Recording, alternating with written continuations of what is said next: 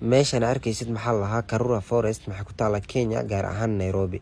marka maxaa rabaa inaan ku tusiyo meesha sidee u egtahay iyo waxyaalaha laga helo. marka hadda gudaha soo gale marka meeshan biyaha ka daadanayaan waterfalls lahaa meel qurxoon waaye sawirana ku gali kartaa waana iska fiirsan kartaa indha u fiicantahay. marka biyahan gacanta waa gelgelin kartaa laakiin ma cabi kartid caloosha ku xanuunayso mana ku dawaalin kartid. marka meeshan cabarna jooga kasoo tagay meeshan cave lahaa English maxaa waaye meesha dadkii hore ku noolaayeen buur hoosteed waaye.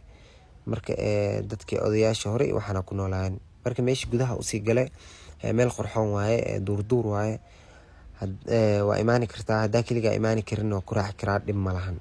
marka hore u sii socdaa horto mid koowaad daawada qalbiga quraanka waaye hal juz quraan guri ka soo akhriso markaas dalxiis soo aad meesha rabtid aad inta aadi kartaa meesha rabtid.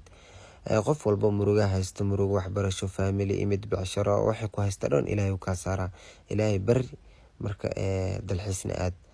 marka meeshan waa ka soo tagay meeshan imaad waxaana meesha ku arkay horta baraanbara u maleynaytan oo gabdhaha ka cabsadaan.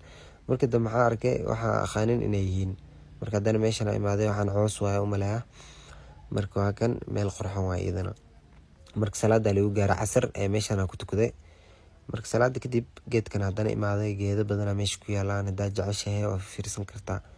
marka meesha waxa ku yaala meel oo football lagu dheelo iyo geemam kale iyo maqaayada ku taalo iyo meel oo aroos wax lagu qabsan karo laakiin maanta roob jireen biskili ma liiso siinin sababta biskiliga meesha lagu maraa biskiliga deeqada waa isaleynaa biskiligana waa haleynaa marka ma la soo siin. marka mid kale meel badan soo duubi doona insha Allah.